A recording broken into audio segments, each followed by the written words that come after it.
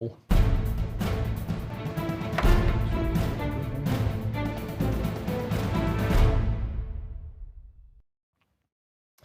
afternoon. It's Monday, the 29th of July, 2019, just after 1 o'clock. Welcome to UK Column News. Your host today, Mike Robinson, myself, Brian Gerrish. Well, should we say a bit of climate change behind us? It certainly seems to be rolling in, doesn't it? Yeah, so lots of sunshine over the weekend down here in Plymouth at least, but we see grey skies approaching. Yes. Well, grey skies have already approached in Scotland, it seems, because Boris is there, apparently to buy them all off. This follows him heading up to the north, the cold and desolate north, of course, at the end of last week in order to do the same. So he's called for a renewal of the ties that bind our United Kingdom. So there you go. He's going to use this visit to strengthen the union. I'm not clear that we know exactly which union is going to be strengthened. £300 million package of new investment for Scotland, Wales and Northern Ireland is what he's going to unveil. And our union is the most successful political and economic union in history, apparently. Which union is he talking about? Well, interesting question. It's also interesting, why were they not talking about the success of our union when they were locking us into the European Union? Yes. Anyway, it is the most successful in history, whichever one it is that he's talking about. We are a global brand, and together we're safer, stronger, more prosperous. Of course, he's trying to present the idea that Northern Ireland, Scotland and Wales are what makes up the United Kingdom, that union. He looks forward to visiting Wales and Northern Ireland to ensure that every decision he makes as Prime Minister promotes and strengthens our union. But again, I'm not clear which union he's speaking about.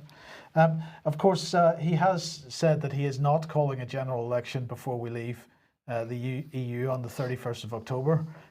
Many of us will believe that when we see it.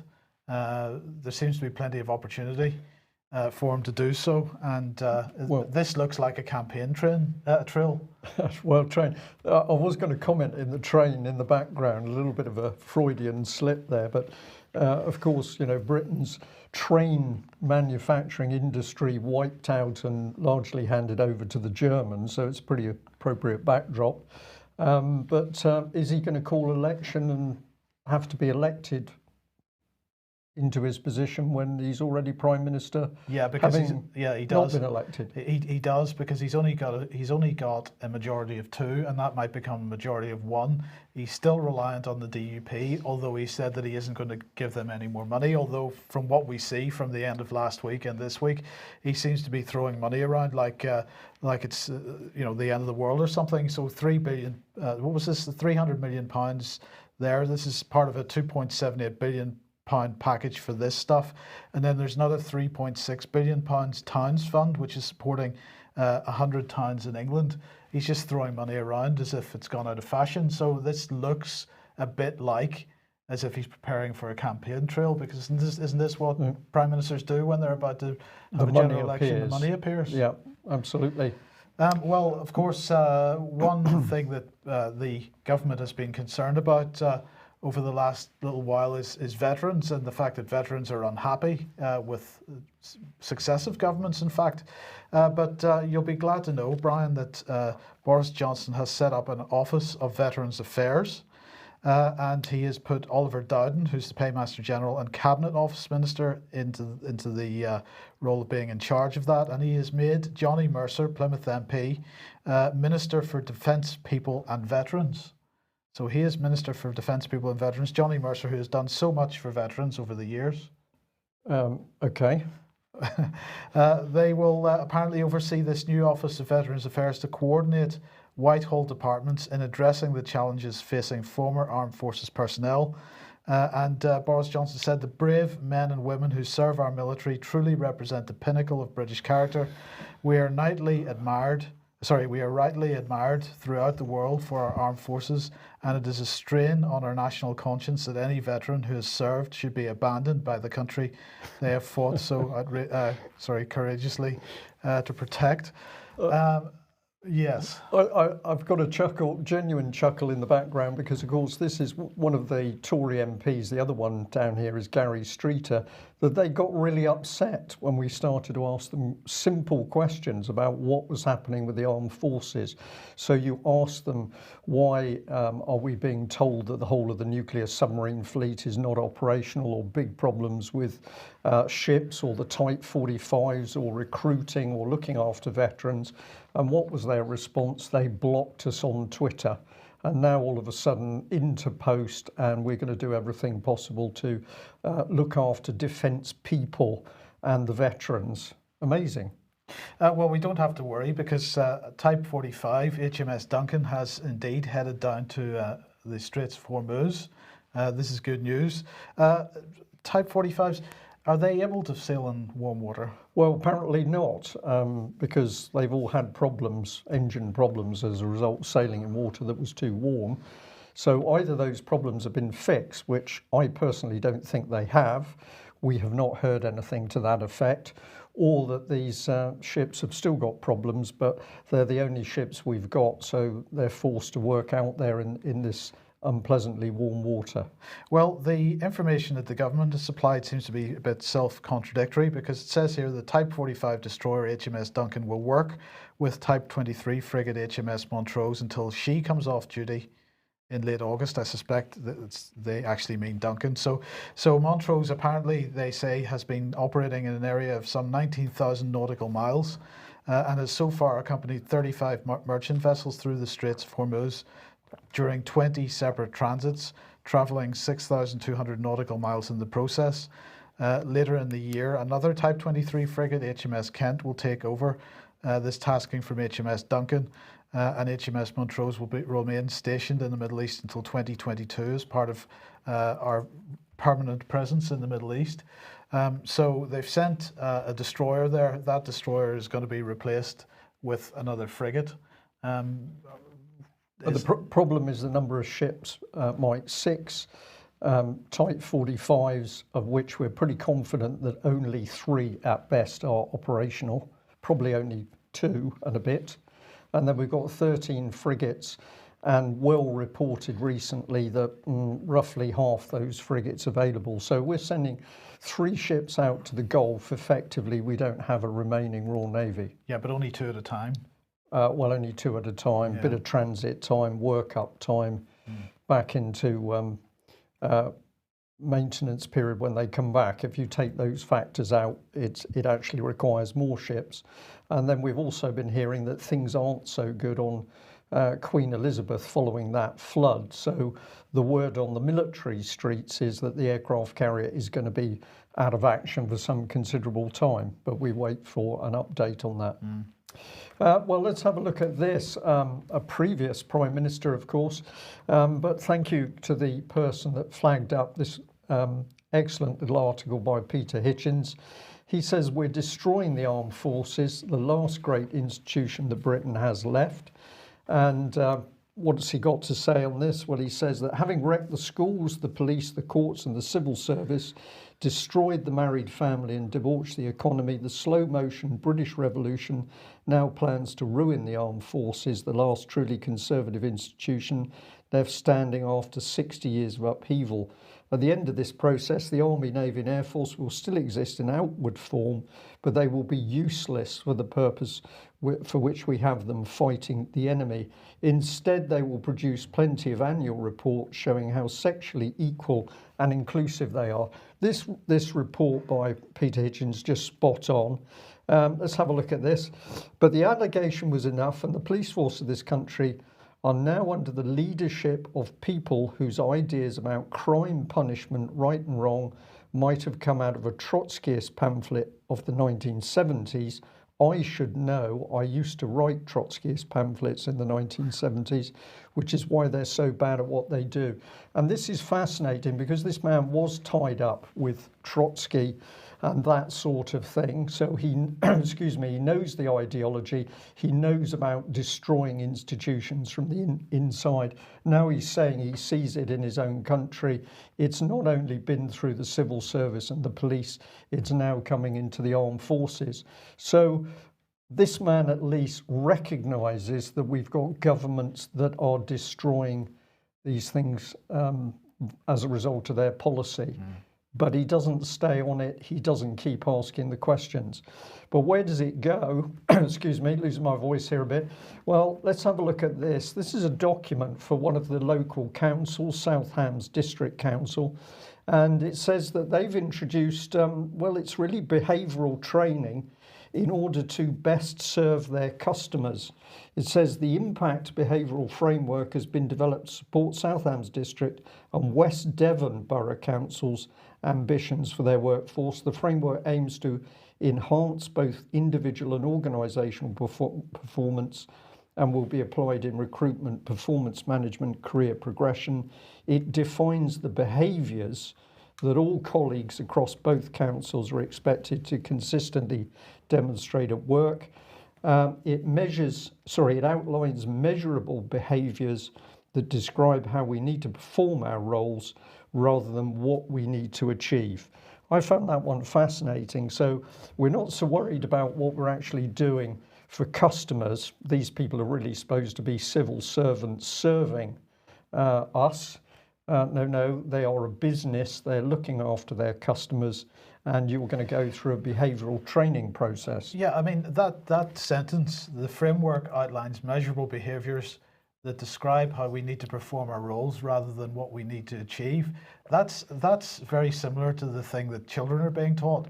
It's not the winning that counts, it's the taking part. Absolutely. This is behavioural training, behavioural control, so that people are going to be within little boxes in what they do, and woe betide you if you deviate from what the line is. So it doesn't matter whether you actually achieve anything at the end of the day, so long as you go through the correct motions. Correct, and that's what has been destroying the police. This is what Hitchens is pointing out, is destroying the military. It's destroyed the NHS. This is policy. It's come through the government. Let's have a look at the 6 impact behaviours. Responsible, we take ownership of our actions and are accountable for our performance. Finding a solution to every problem. Well, I think we could do with a few more staff like that, Mike, because no problem is beyond finding a solution. We need that person. Communicative, adaptable, challenging, cooperative, outcome focused. So as the performance of our civil service, our local authorities declines, so the people in it are being locked into these boxes. And what do the boxes look like? Well, here's responsible. This is just a selection. So we've got positive indicators and negative indicators, leads by example, role models impact behaviours, and upholds council values and ethics. So you've got to stay on the council line. You mustn't do what is morally right, what you think is right. You've got to stay on the council line. Shows an entrepreneurial disposition, demonstrating awareness of opportunities that can aid growth. This is running a business, and if you don't run the business, you're going to be in trouble. But it goes on, and this is only for one of those 6 points. So if you want to know what's causing the problem, it's basically applied behavioural psychology, and this has all come out of the government's behavioural psychologies unit, the so-called nudge unit, now drifting down through these lower levels of society. Okay, if you like what the UK Column does and you would like to support us, then please head over to ukcolumn.org/community, where there are ways to support us there. And another reminder of Alternative View 10.1 taking place at the Holiday Inn Kensington in London on the 27th of October. Tickets going fast for that. Details at alternativeview.co.uk. Now, tomorrow is World Day Against Trafficking in Persons, as it is every year, the 30th of July. And this year, the 2019 World Day, UNODC is focusing on highlighting the importance of government action in the interests of victims of trafficking. So that's what it's all about today, all about government action. In order to prevent this, what they describe as a heinous crime, and of course it is, but as we have pointed out many times on this program, there's lots of profit being made in the UK with following trafficking in people, and a bit like the drugs trade. the government putting very little effort, very little real effort into supporting law enforcement to make sure that this type of thing doesn't happen. So they put a little bit of effort in. It's really the cost of doing business is our argument here. But, we'll move on from that and to the 5-country ministerial. And what's that got to do with human trafficking? We'll see in 1 second. So this is Priti Patel's first job in the role, her first week in the role, to urge the UK's most important strategic allies, this is the Five Eyes of course, to commit to coordinated action on a range of security concerns, and people trafficking is one of those security concerns. Over the next 2 days, she's going to host discussions with the Five Eyes countries, Australia, Canada, New Zealand, the US, plus the UK, on their most pressing shared challenges. So that includes cybersecurity, encryption, online harms, of course. These are the most important things. And by the way, the US basically saying now to the tech companies that if they don't put a backdoor into their encrypted products, then the US government is going to legislate to force them to do that. So this is coming. This is being discussed over the next couple of days. They're also going to consider a joint approach to respond to the continued threat posed by foreign terrorist fighters and how best to work together to bolster border security. Well, of course, they could respond to the continued threat posed by foreign terrorist fighters by not funding them. That might be a sensible approach, but it's for discussion over the next couple of days. They're very excited about the fact that they have their achievements to date include establishing the Global Internet Forum to Counter Terrorism. Now we know that that is not just about removing terrorist content from the big online platforms, because of course terrorist content doesn't get removed from the big online platforms. Rather, it is any content which is counter to the government's narrative of things. Well, what did Priti Patel have to say? She is hosting this. She says, this is an exciting moment for the UK as we look to respond to a challenging and rapidly changing global environment, strengthening our influence on the world stage to promote our prosperity and security. Well, yes. This is all the newspeak, isn't it? Absolutely. So there's no real meaning there. This is just taking the newspeak words, putting them together, reordering them in a paragraph. What has she said that is actually going to do anything? Define how anything is done. Nothing at all, but she went on to say the UK is a global leader on national security and child protection, and we're committed to working with our close partners on shared challenges. So this is basically what Boris said last Thursday, if you remember, that the UK is a leader in protecting children. I'm not entirely sure. Except when we investigate it, when it's money spaffed up the wall, as our illustrious Prime Minister said. Absolutely. But let's move on, because back in October we reported this. If it's unacceptable offline, then it's unacceptable online. This was the executive board, which was announced at the time for the Internet Council for Internet Safety. And of course, this was a successor organisation to the UK Council for Child Internet Safety, because they've decided that they wanted to expand the scope of the UK Council for Child Internet Safety to a much broader audience, i.e. everyone in the UK. So they were announcing the board, and basically it was including everybody, representatives from Apple, BBC, ChildNet, Commission for Countering Extremism, Facebook, GCHQ, Information Commissioner's Office, Internet Matters, Internet Watch Foundation, all the various internet service providers, NSPCC, Ofcom, come on to them in a second, the Scottish Government, Twitter, the usual suspects in this. And at the time, of course, Margot James was the digital minister, and she was saying only through collaborative action will the UK be the safest place to be online. Okay, so they then have announced have released some minutes from their most recent meeting, which was the second meeting of the UK Council for Internet Safety. Well, basically they are looking to expand the membership to bring in many more people. There's going to be that core board that we've just shown there with some associate members as well. They're looking at building early warning systems, better online conversations, vulnerable people working group. It's all really fantastic stuff, but what's it all about? Well, of course, it's online harms once again. So this is a running theme running through everything that we're seeing government doing in this area at the moment.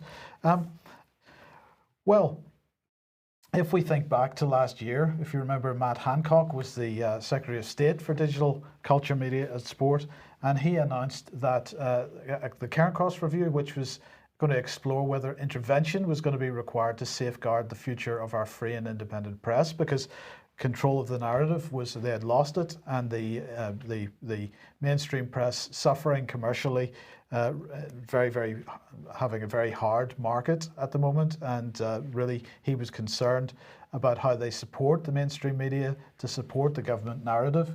But he did also say, if you remember, that he trembled at the thought of a media regulated by the state at a time of malevolent forces in politics. Get this wrong, and I fear for the future of our liberal democracy. But nonetheless, he wants to undermine the marketplace and make sure that he gives the commercial mainstream media the financial support and underpinnings that they're required. He launched the CAIRNCROSS review, I think it was back in March, and then in February this year, she released a report, A Sustainable Future for Journalism. One of the things that she mentioned was these local democracy reporters that, again, the government just last week announced more money for, and so on. But this was all about the press.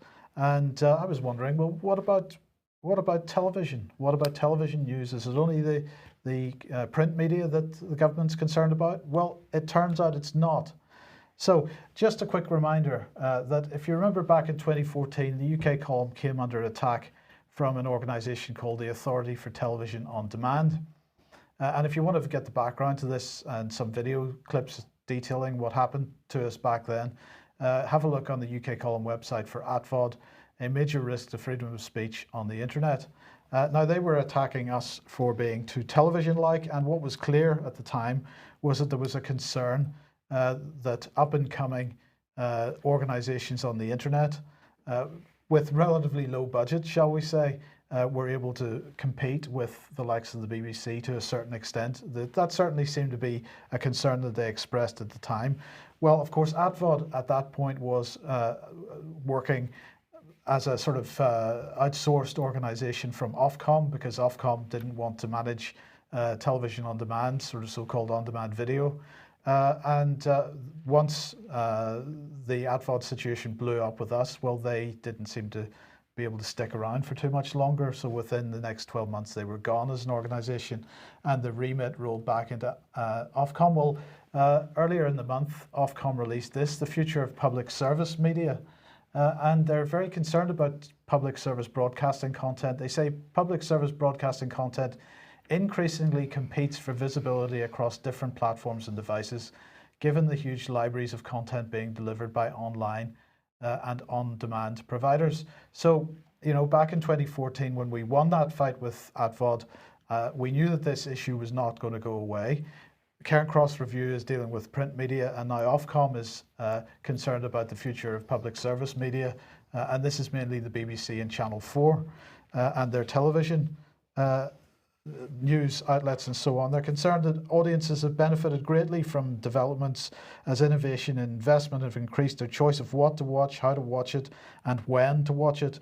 But these changes also pose significant challenges to the public service broadcasting system and its future resilience. So they're basically looking at how they can underpin this, just as they are with the mainstream print media. We plan to engage with the public service broadcasters and industry more widely in the next few weeks to discuss our recommendations on a new framework for public service broadcasting prominence. This is what it's all about. Just as with CAIRNCROSS, they're looking at how they can make sure that the print media narrative is pushed to the top of search engine results. They also want to make sure that public service broadcasting on TV and online becomes much more prominent. And in the autumn, they say we will launch a nationwide forum to discuss the future of public service media called Small Screen, Big Debate. So we look forward to this. Jeremy Wright, who is the current Digital Culture, Media and Sports Secretary, said the government is committed to supporting a strong public service broadcasting system as part of a healthy and dynamic wider media market. You know, this is all about underpinning the state narrative, Brian, as far as I can see. And there is so much going on in this area at the moment. In the next couple of months, we're going to see the publication of the Online Harms, the legislation that's come out of the Online Harms White Paper, the various bodies that are being built that look like they're embryonic regulators in their own rights. So this is an area we've got to keep a very close watch on. It's amazingly dangerous, isn't it? We've got a complete close down of free speech going on here. I don't think there's any doubt about it. The use of the word collaborative, every single department, NGO, organisation has got to be coming to it, except the public. You must never ask the public what they think. This is participatory democracy where the NGOs and the charities are going to be consulted alongside government, but never ever actually ask the public what they want. So that's all coming in. And what does ATVOD show? ATVOD really showed that when they were put under pressure, so thousands of people contacted ATVOD to say, what are you doing? Why are you putting pressure on the UK column? It all went a bit wobbly. The other thing we discovered, of course, is that the incestuous nature, because all of the ATVOD board were themselves ex-mainstream people, BBC, Channel 4, just going through. So we've got a close down on free speech coming in pretty quickly. Can we do something about it? Yes. It was demonstrated with ATVOD, which disappeared in the space of 12 months less than 12 months. Well, why do they need control over the media? Well, let's come back to Carl Beach. Now, I think it was about an hour after we finished our news on Friday, the sentence was announced for Carl Beach, so-called fantasist Nick. And the sentence was 18 years, and a lot of people contacted us to say they could not believe that this was the sentence meted out to him. We'll discuss the sentence in a bit more detail, but let's just have a look at some of the things. Manipulative and devious fantasists who invented a murderous Westminster VIP paedophile ring has been jailed for 18 years. So interesting language again from the Mirror. We talked about the fact that we had various organisations saying grave accusations had been made. People had said that he wasn't a fantasist within the establishment, but we're back on that subject here. Did he invent the Westminster VIP paedophile ring? I don't think so, because I think that was already being investigated before he came along. But there's more.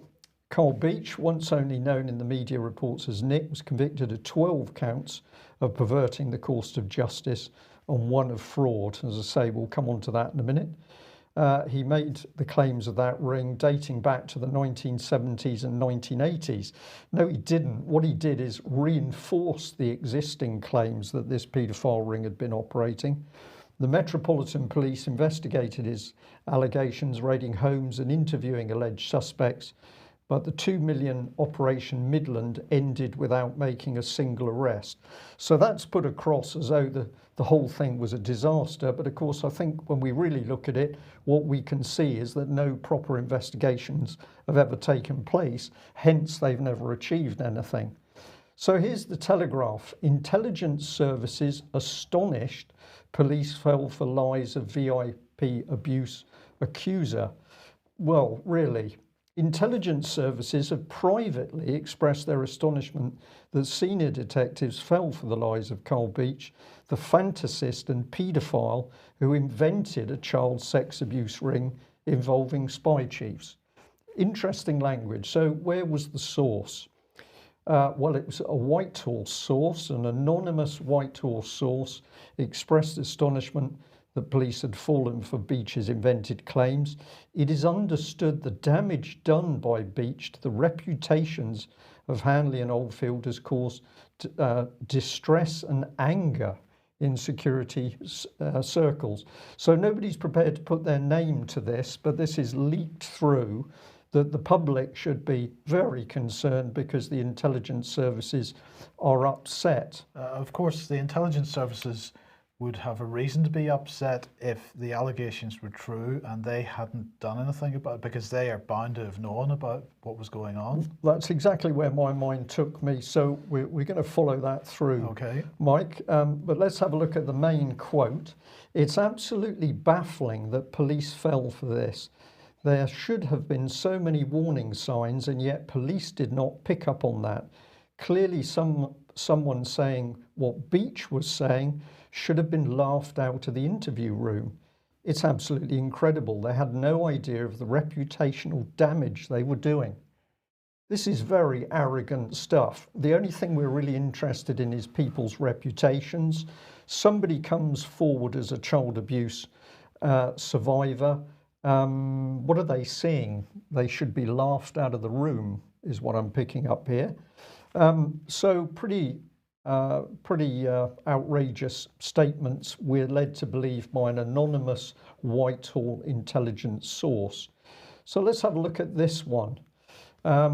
Telegraph, Secret Service to testify on political paedophiles at the child abuse inquiry. Now, this was lining the public up to believe that the secret intelligence services were actually going to come forward and contribute to ICSA, the child abuse inquiry.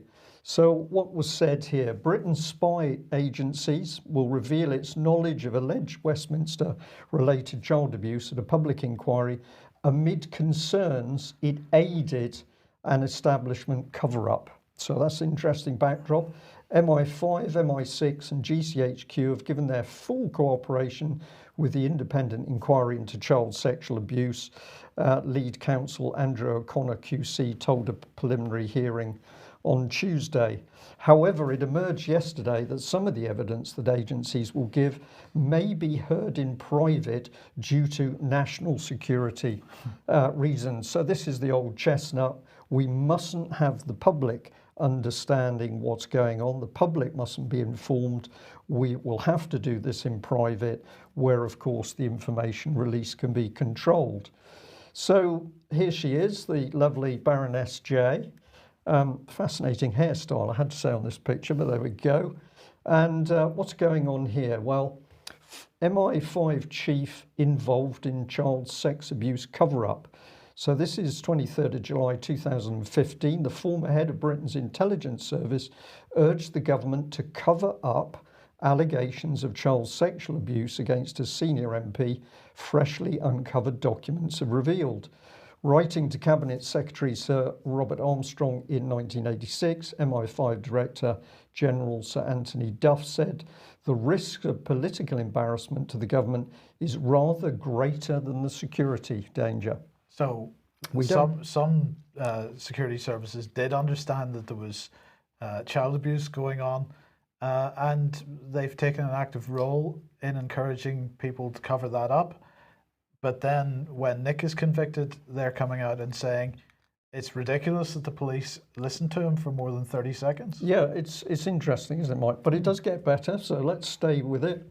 The freshly unearthed files also include documents about senior Westminster figures, including Margaret Thatcher's former Parliamentary Secretary Sir Peter Morrison, former Home Secretary Leon Britton, and former Minister Sir William von Straubenzee. The contents of these documents, have not been revealed. There are also papers relating to MI6 Chief Sir Maurice Oldfield and his alleged connection to the abuse scandals at the Kincora Boys' Home in Northern Ireland.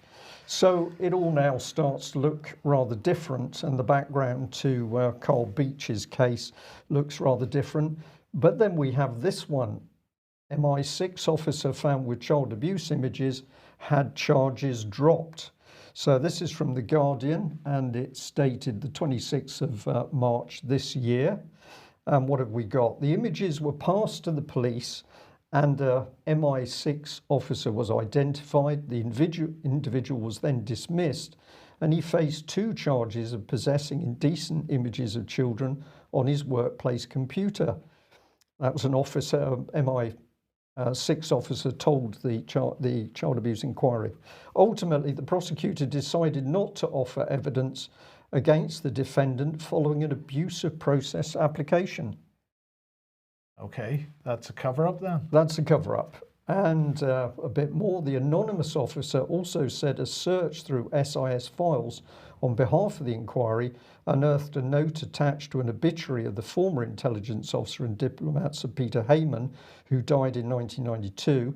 Hayman was subsequently exposed as a member of the Paedophile Information Exchange Organisation. Right. So this is it. The MI6 officer said the service had found no evidence in its files of the existence of any paedophile ring or any suggestion that the government had attempted to conceal information about the existence of such a group. But these two things, you cannot reconcile the facts here with what is being stated. Earlier this month, an MI5 lawyer gave evidence in a similar manner to the inquiry, revealing that the service told the Cabinet Secretary in the 1980s about rumours of a minister's penchant for small boys, but did not pass this on to the police or launch an investigation into the claims. So this is the cover-up of child abuse by the security services, who are sitting on the sideline and sniggering and accusing the police of failure in their investigation with Carl Beach. Bring in Jimmy Savile, because of course Carl Beach maintained that he was abused by Jimmy Savile. He was awarded criminal damages for that, but that forms part of the case that's just happened. So this is the Star, and what did the Star have to say? Well, it was the Star, but actually the content was pretty interesting. This is going back to the 20th of October 2013. Paedophile Jimmy Savile named the royal family in his bombshell interview with police, but any mention of them was removed from the released transcripts. So this was a little sub-headline in the article. Under caution, he told officers the first time he visited a Surrey school where he was said to have abused girls was with Princess Alexandra for a garden party. And the meat of it is this. The papers from a 2009 police quiz and interview were released last week following a 7-month battle by the Daily Star on Sunday. But the 26 pages, which exposed the evil pervert as a bully and a liar, came with 96 redactions. Today, we can reveal that the documents have been vetted by Buckingham Palace and that the serial sex attacker's royal connections were removed. So we've got the security services hiding and covering up the abuse of children. We've got Buckingham Palace. We've got Westminster. All in all, the British state is prepared to cover up the abuse of children to protect individuals, whoever those may be. So if we summarise Justice UK 2019, we've got Carl Beach, who was found with child abuse images. He got 18 months. Or did he? Because actually he was charged with voyeurism. This was to do with looking at a little boy in the toilets. The MI6 officer with child abuse images simply walks free. But of course this is not reported on mainstream news. So this is the full sentence for Beach: 15 years for maliciously making lurid and the most serious false allegations against distinguished former public servants. 18 months voyeurism, apparently nothing on the child images that he had, and he got 18 months for fraud, which is as a result of those criminal injuries payments. So there we are. Was justice done in this case? I certainly don't think so. Have security services, the police and the political establishment covered up what really went on here? I believe so, but that's my personal opinion. And we can't rule out the mainstream media, Brian, because as disgraceful as this is, and it is, the way that the media has attacked this man in the last 2 weeks. Well, they absolutely might. They've recently put out a long read on Carl Beach, but of course there's no real investigation by the BBC whatsoever in what this man really claimed, nor is there any BBC investigation into all the other information that was coming forward about high-level paedophile rings. And of course Wiltshire Police, with brave Chief Constable Mike Veal, was one of the forces that said there was colluding evidence showing the abuses of children by people at high level in the political establishment, including former British Prime Minister Ted Heath. Well, what are our security services doing? They can't catch those involved in child abuse. They can't protect the royal family from child abusers. Jimmy Savile was close enough. This is what they can spend their money on. So if you go on to the MI5 website, you will find this huge advert supporting LGBT, and they're very pleased because they've had awards from Stonewall. The NatWest Bank has also supported them. That'll be interesting as we come to the end of today's news. And on it goes. So more interested in LGBT matters than they are in catching those abusing children. And this really brings us to the meat of what's happening. The independent inquiry on child abuse is announcing that Wednesday it will produce its report on Nottingham Councils. So I presume that'll be Beechwood and the wider abuse of children in Nottinghamshire neatly swept under the carpet. Yes, because they spent hours and hours speaking to Melanie Shaw, right? Well, of course not, just to make it clear. Melanie was incarcerated for the whole time and the inquiry denied her the right to give evidence anyway. Carl Beach now away for 18 years. He's nicely out the way. Melanie Shaw still in Rampton Hospital. She's nicely out the way. And what does the BBC and the mainstream media do? Ridicule those coming forward making allegations of abuse by people in positions of power. Okay, just a little bit of financial news then. And well, I wanted to highlight this article from Bloomberg, the black hole engulfing the world's bond markets. Now, David Scott has been talking about the issue of negative interest rates for quite some time now. But this is getting to a stage where you can't actually invest in a government bond, or it's increasingly difficult to do that with and get a positive rate of return on it at the end. So this article highlighting that, and in fact other articles in the financial press making the point that even some junk bonds are now providing negative returns on the bonds. So they say here there's a multi-trillion-dollar black hole growing at the heart of the world's financial markets. Negative yield debt, bonds worth less, not more, if held to maturity, is spreading to more corners of the bond universe, destroying potential returns for investors and turning the system as we know it on its head. Now, of course, what this does, because it's not possible to put some savings in a bank account and get any kind of reasonable rate of return at the moment. It's not possible to buy government bonds and get a reasonable rate of return at the moment. So it's kind of pushing people into more risky investments. And if we are trying to work out why the stock markets are at the levels that they're at the moment, then perhaps this gives some explanation. Equities at levels continue to be at levels that they don't deserve to be at, and other more risky investments seem to be the places where pension funds and other places are going to put their money. So this makes things much riskier for the average investor who's just trying to get some kind of return on some small savings. Yeah. So when this lot goes pop, of course, people are going to suffer much worse than they did in 2007. In fact, frankly, that was a non-event. Indeed. And will the bankers themselves suffer? Well, thank you to our viewer that pointed this little article from The Conversation. It's Monday, the 2nd of July, 2012. It's featuring a gentleman called Collingwood Thompson QC. And he was reporting that there'd been a journey to the BBC for Collingwood to do a Newsnight interview as their expert talking head.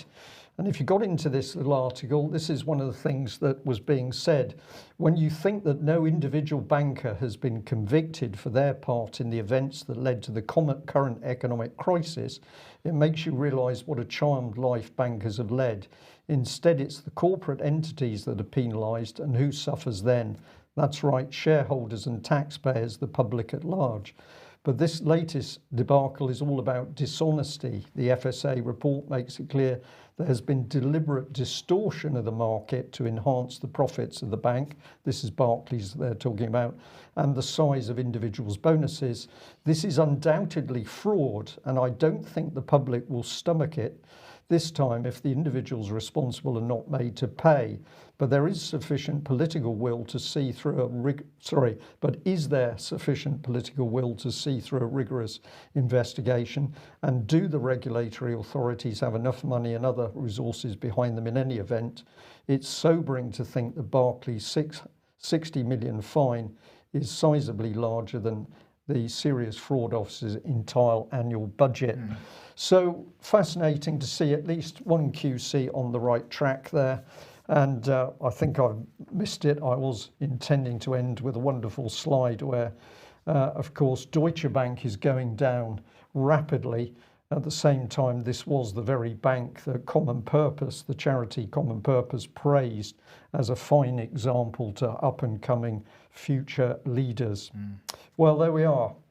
Thanks for joining us. We will be back at the same time on Wednesday with more reports of what's really happening in UK as opposed to what the BBC would have us believe is happening. Join us then. Bye-bye. Bye-bye.